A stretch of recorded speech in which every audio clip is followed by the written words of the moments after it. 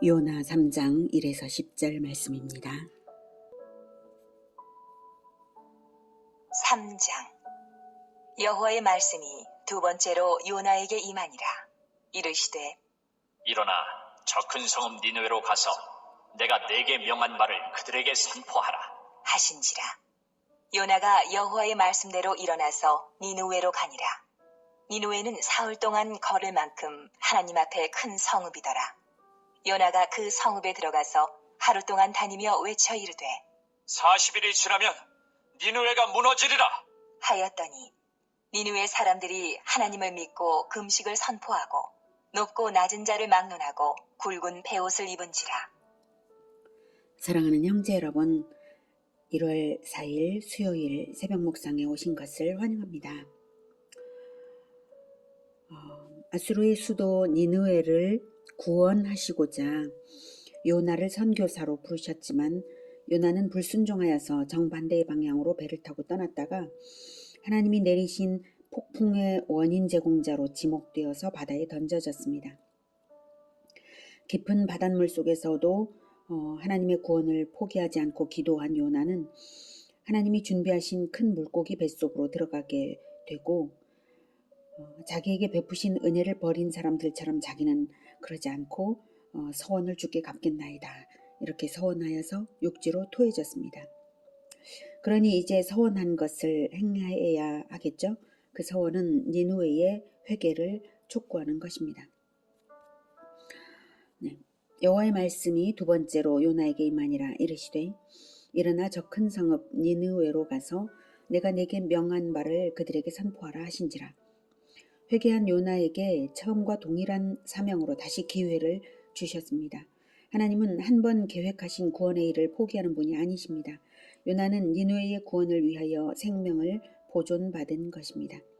니느웨를 향한 하나님의 사랑과 은혜가 얼마나 크셨나요? 3절. 요나가 여호와의 말씀대로 일어나서 니느웨로 가니라. 니느웨는 사흘 동안 걸을 만큼 하나님 앞에 큰 성읍이더라. 불순종하던 요나는 물고기 뱃속에서 나온 후에 달라져서 즉각 순종을 했습니다. 니느웨의 규모는 니느웨 한 바퀴를 도는 데에 3일이 걸리는 규모의 성읍이었습니다. 고고학적 발굴에 따르면 니느웨 성의 둘레는 약 96km, 직경은 30km 정도였다고 합니다. 4절.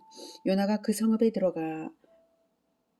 들어가서 하루 동안 다니며 외쳐 이르되 40일이 지나면 니느웨가 무너지리라 하였더니 요나는 지체 없이 가서 지체 없이 선언하기 시작했는데요. 40일이 지나면 니느웨가 무너지리라 라고 하나님께서 말씀하신 것을 외치면서 하루 동안 다녔습니다. 40일의 유예 기간을 두신 하나님은 그 기간 동안에 회개를 하면 심판을 면제하시겠다는 의미를 내포하신 그런 선언이죠. 니느웨의 규모를 생각할 때 하루 동안 다녔다는 것은 직선거리로 가로질러서 외치며 지나간 것 정도입니다. 누구를 설득하거나 대중설교를 길게 할 시간을 가졌다기보다는 듣든지 말든지 그저 외쳐 선포하며 지나간 것이죠. 그런데 놀라운 일이 벌어졌습니다. 5절. 니느웨 사람들이 하나님을 믿고 금식을 선포하고 높고 낮은 자를 막론하고 굵은 베옷을 입은지라. 굵은 베옷을 입었다는 것은 회개를 하는 태도를 나타내는 것이죠. 사실 요나는 니느웨의 멸망을 바라면서 심판을 선포한 것이고요.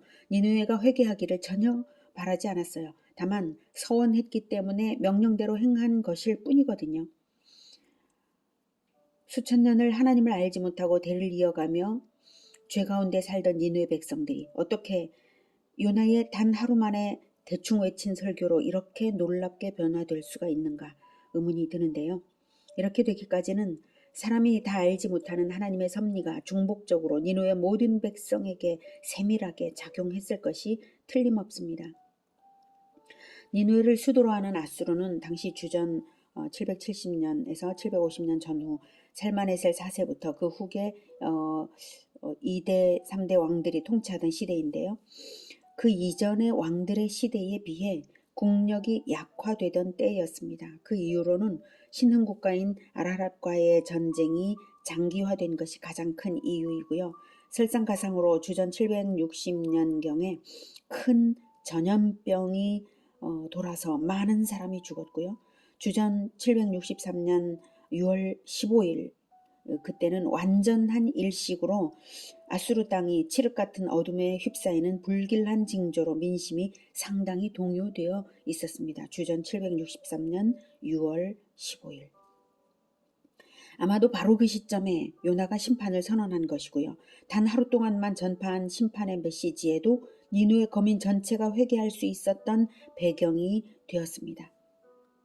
일식이라고 하면 우리야 과학이 발달되니까 일식의 이유를 알아서 그러려니 하겠지만 그 당시에 하루 동안 칠흑 같은 어둠에 휩싸이는 것은 너무나 무서운 일이거든요. 그래서 니누의 거민 전체가 회개할 수 있었던 심적 배경이 되었던 것입니다. 즉 요나가 전도하기 전에 이미 니누에는 추수하기에 적합한 때가 조성되어 있었던 것입니다. 하나님의 이적적인 섭리가 아닐 수가 없습니다. 그만큼 니누에를 구원하시고자 하시는 하나님의 사랑과 은혜가 놀라운 것이죠. 그렇게 준비해 놓으셨기 때문에 요나를 그렇게 강권적으로 불러서 데리고 가신 것이고 큰 물고기까지 폭풍과 큰 물고기까지도 다 사용하신 것이고요. 6절 그 일이 니누의 왕에게 들리매 왕이 보좌에서 일어나 왕복을 벗고 굵은 베옷을 입고 제 위에 앉으니라. 왕과 그의 대신들이 조서를 내려 니누웨에 선포하여 이르되 사람이나 짐승이나 소떼나 양떼나 아무것도 입에 대지 말지니 곧 먹지도 말 것이요 물도 마시지 말 것이며 사람이든지 짐승이든지 다 굵은 베옷을 입을 것이요 힘써 하나님께 부르짖을 것이며 각기 악한 길과 손으로 행한 강포에서 떠날 것이라. 하나님이 뜻을 돌이키시고 그 진노를 그치사 우리가 멸망하지 않게 하시리라. 그렇지 않을 줄을 누가 알겠느냐. 한지라. 더더욱 놀라운 일이죠. 왕이 베옷을 입고 제 위에 앉았다는 사실은 그 나라에 단 한 사람도 빠짐없이 제 위에 앉을 수밖에 없는 총체적인 회개를 선언한 것인데요. 대신들도 합당하게 여겨서 일심으로 조서를 내렸고 심지어 조서의 내용에는 사람만 회개하는 것이 아니라 짐승들까지도 금식하라고 했습니다. 물도 마시지 않고요. 짐승에게까지 베옷을 입히라는 것은 과장이겠지만 그 정도로 단 한 사람도 회개하지 않은 사람이 없게 했다는 사실입니다. 모양새만 회개가 아니었어요. 힘써 하나님께 부르짖을 것이며 각기 악한 길과 손으로 행한 강포에서 떠날 것이라고 명한 것입니다. 왕부터가 그랬겠죠. 하루 종일 부르짖어 기도했던 것입니다. 이런 일은 역사에 없습니다. 그러므로 예수님도 니누에를 본받으라고 회개하지 않는 이스라엘 사람들에게 꾸짖으셨습니다. 누가복음 11장 32절에 심판 때에 니누에 사람들이 일어나 이 세대 사람을 정죄하리니 이는 그들이 요나의 전도를 듣고 회개하였음이거니와 요나보다 더 큰 이가 여기 있느니라. 이렇게 말씀하셨어요. 한 줌의 계시를 듣고도 온 도시가 회개했던 니누에에 비하면 이스라엘은 계시에 너무나 풍부했고 하나님의 계시 그 자체인 그리스도의 복음을 듣고 또 눈으로 보면서도 회개하지 않은 이스라엘은 더 이상 이스라엘이 아니고 심판을 피할 수 없는 것임을 말씀하신 것입니다. 10절 하나님이 그들이 행한 것, 곧 그 악한 길에서 돌이켜 떠난 것을 보시고 하나님이 뜻을 돌이키사 그들에게 내리리라고 말씀하신 재앙을 내리지 아니하시니라. 하나님께서 40일 만에 니누에가 무너지리라 하시던 그 뜻을 철회하셨습니다. 하나님이 변덕이 있으신 것이 아니라 하나님의 본래 뜻이 이루어졌으므로 철회하신 것입니다.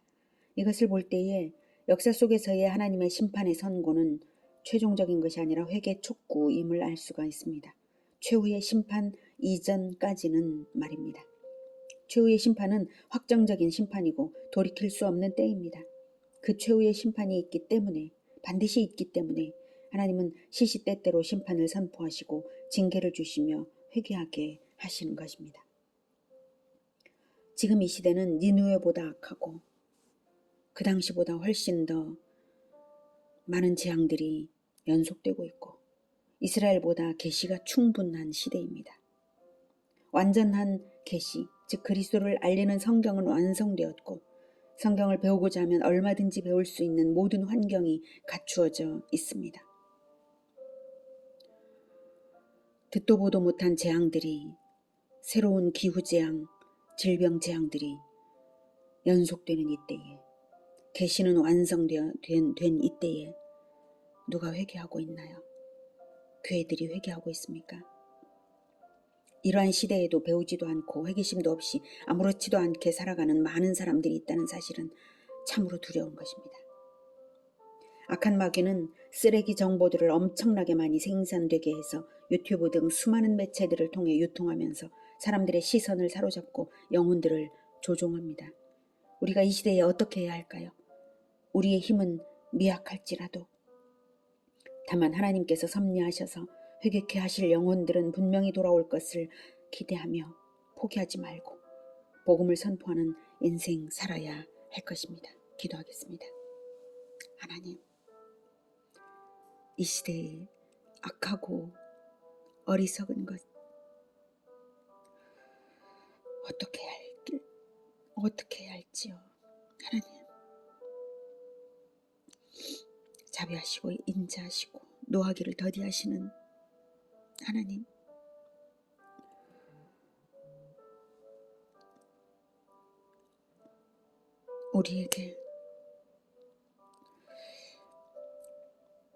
우리를 붙들어 주셔서 하나님 사랑의 복음을 선포하게 하여 주시옵소서.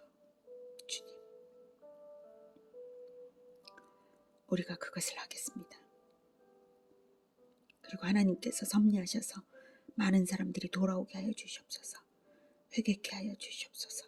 우리는 힘이 없습니다. 그저 복음을 선포할 뿐입니다. 그러나 이것을 포기하지 않고 하겠습니다. 주님, 도와주셔서 부디 회개하는 사람들이 주를 잊게 하여 주시옵소서. 예수 그리스도의 이름으로 기도드립니다. 아멘. 이어지는 시간은 개인 기도 시간입니다.